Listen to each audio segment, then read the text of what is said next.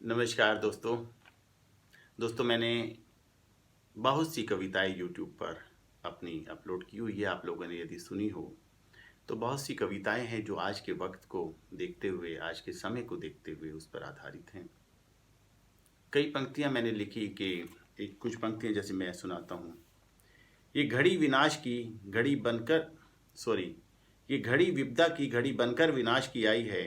देख ये मंजर तबाही का, मैं रोता हूँ रातों को। न जाने कितने तड़पे होंगे, न जाने कितने चीखे होंगे, न जाने कितने तड़पे होंगे, न जाने कितने चीखे होंगे, जब ना अपनों का न सांसों का दिखा कोई सहारा होगा। जब ना अपनों का न सांसों का दिखा कोई सहारा होगा, न धन दौलत न शोहरत का ही दिखा कोई सहारा होगा, तब ईश्वर को एक सांस में सौ सौ बार पुकारा होगा। सोचो इस घड़ी का उसने कैसे पल पल गुजारा होगा। दोस्तों ये चीज़ें बिल्कुल साक्षात हमारे सामने आ रही हैं कि इंसान आज न उसे धन दौलत का सहारा है, न शोहरत का सहारा है, न अपनों का सहारा है। अंत समय उसके पास हम देख रहे हैं न भाई, न बेटा, न बहू, न माँ बाप, कोई भी नहीं होता, न समाज का कोई व्यक्ति होता।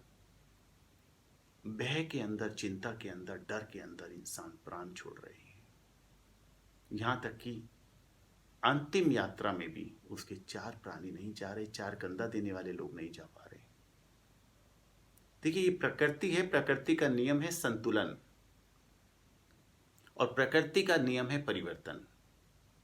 ये मैंने लास्ट टाइम भी कहा था, प्रकृति परिवर्तन चाहती है, ये हमें मान लेना चाहिए। प्रकृति ने बहुत सुंदर परिवर्तन हमें दिया भी, लेकिन हम अपनी अति से कहीं बाज नहीं आए। हमारी अति थी लोगों पर अत्याचार, हमारी अति थी झूठ बोलना, हमारी अति थी बेईमानी, हमारी अति थी जीवों की हत्या। ये सब कुछ तय भी है, ये सब कुछ होना भी है, लेकिन तय ये करना है कि हमें निमित्त कहाँ बनना है। बुरे कार्य में निमित्त बनना है कि अच्छे कार्य में निमित्त बनना है। प्रकृति के अंदर दोनों तरह की एनर्जी है, बुरी भी है, नेगेटिव भी है और पॉजिटिव भी है। ऐसे ही जीव आत्मा के अंदर भी दोनों एनर्जी है, नेगेटिव और पॉजिटिव। हमें किसके साथ जुड़ कर चलना है। हमारे कर्मों का देखिए हिसाब होगा।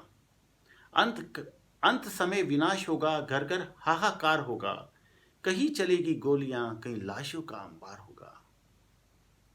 तत्व सारे बिगड़ेंगे, ऐसे समझ नहीं कुछ आएगा। कहीं फटेगी धरती ऐसे, शहर सारा उसमें समाएगा। देखिए अभी तक हम क्या देख रहे थे, अर्थक्वेक देख रहे थे, कहीं आगजनी देख रहे थे, कहीं तूफान देख रहे थे, कहीं बाढ़ देख रहे थे। लेकिन अब सबसे बड़ा पैंडेमिक जो हमने देखा है, कुदरत का बदलता हुआ रूप, प्रकृति का बदलता हुआ रूप, कि पूरे दुनिया के अंदर एक साथ हाहाकार। तो अंत समय ये विनाश ही है दोस्तों। इसे हम कहें कलयुग के करोड़ों साल पड़े हैं तो ये हमारी बेवकूफ़ी और नादानी ही कहेंगे हम, क्योंकि हमारे सामने है हर अति हम देख चुके हैं, हर बुरे से बुरा कार्य, बुरे से बुरा कर्म, बुरे से बुरा वक्त हम देख चुके हैं। क्या बैलेंस रह गया, क्या बचा है। और प्रकृति का एक नाम है, प्रकृति संतुलन करती है, बराबर बैलेंस, बिना बैलेंस के वो नहीं चलती। इसलिए हमारा कार्मिक अकाउंट को भी यहाँ बराबर कर वो जाएगी। ऐसा नहीं है प्रत्येक आत्मा ये तड़पती रहेगी ना, सहज भी इधर से चली जाएगी, विदा हो जाएगी, आसानी से बड़ी। तो यहाँ पर हम अपने कर्मों का हिसाब बनाना है दोस्तों, संतुलन करना है हमारे पास्ट कार्मिक अकाउंट और प्रेजेंट कार्मिक अकाउंट के साथ। पास्ट कार्मिक अकाउंट जो हम कर चुके वो कर चुके, उसको कुछ नहीं किया जा सकता। लेकिन प्रेजेंट कार्मिक अकाउंट को यदि हम बहुत अच्छा कर लेंगे, अभी भी जो भी वक्त है, जितना भी वक्त है, उसमें जितना अच्छा हम कर लेंगे, हमारा पास्ट उसके साथ मिलकर, बुरा है तो कम हो जाएगा, अच्छा है तो और अच्छा हो जाएगा। ये हमें डिसाइड करना है। पास्ट हमारा -10 है और प्रेजेंट यदि हम +10 कर देते हैं तो बैलेंस इक्वल।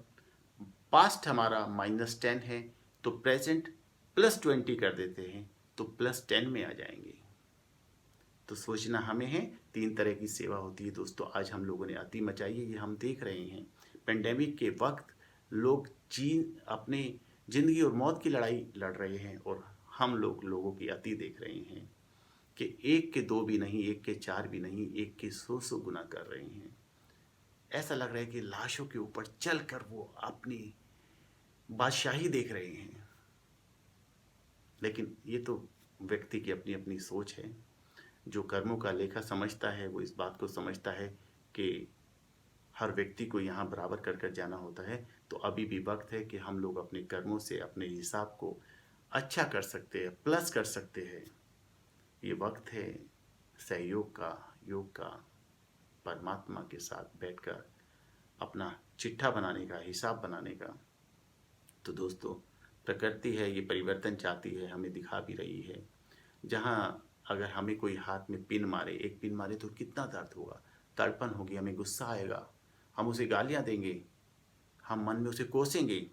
तो ऐसे ही जब हम जीव की हत्या करते हैं, बुरा नहीं मानिएगा, ये फैक्ट है, जब हम जीव की हत्या करते हैं तो वो तड़पता भी है, अंदर से दुखी भी होता है, डर भी होता है, भय भी होता है।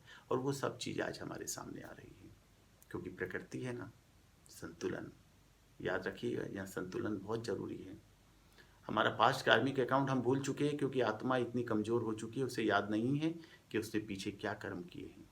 अच्छे किए तो बहुत बढ़िया है, बुरे किए हैं तो कम से कम हम अपने यहाँ कर्मों को काट सकते हैं, अकर्मों को कम कर सकते हैं कर्मों के साथ। तो 3 तरह की सेवाएं हम कर सकते हैं, जरूरी नहीं है पैसे की ही सेवा हो। मनसा कर्मा वाचा, मन से दुआएं कर सकते हैं पूरे इस यूनिवर्स में जीवों के लिए, आत्माओं के लिए, तड़पती आत्माओं के लिए, दुखी आत्माओं के लिए दुआएं कर सकते हैं। ये भी बहुत बड़ी सेवा है। कर्मा, कर्म के साथ फिजिकली एक्टिव होकर हम ये कार्य कर सकते हैं। वाचा, अपने अच्छे मीठे मधुर शब्दों के साथ जिसको हम सांत्वना दे सके, तसल्ली दे सके, शुभ कामनाएं कर सके, ये सेवाएं हैं। इसमें कुछ लगता नहीं है, लेकिन मिलता बहुत कुछ है। चंद लोग करोड़ों की कमाई कर रहे हैं, लेकिन वो सब कुछ लुटा रहे हैं, अपना सब कुछ खोते चले जा रहे हैं। और चंद लोग कहने को तो बड़ी छोटी सी कमाई कर रहे हैं या अपना बहुत कुछ लुटा रहे हैं, लेकिन उन्हें ये नहीं पता लगा वो बहुत कुछ पा रहे हैं। जितना दे रहे हैं उससे सैकड़ों गुना पद्मा पदम कमाई कर रहे हैं। अब ये डिसाइड हमें करना है कि चंद दिनों की ये शोशाबाजी चाहिए, शोहरत चाहिए, या जन्मों जन्मों की चाहिए, ये हमें डिसाइड करना है। ये कुदरत है, हिसाब रखती है। अगर भीष्म पितामह की कहानी सुनी होगी, जानते होगे, तो 101 जन्म के बाद भी उससे हिसाब लिया गया था। हम तो साधारण आत्माएं हैं, हम कैसे रह सकते हैं? तो ये प्रकृति का नियम है दोस्तों, यहाँ संतुलन बहुत ज़रूरी है। और जितना हो सके इस पेंडेमिक के वक्त सहयोग करें, परमात्मा का योग करें। नमस्कार।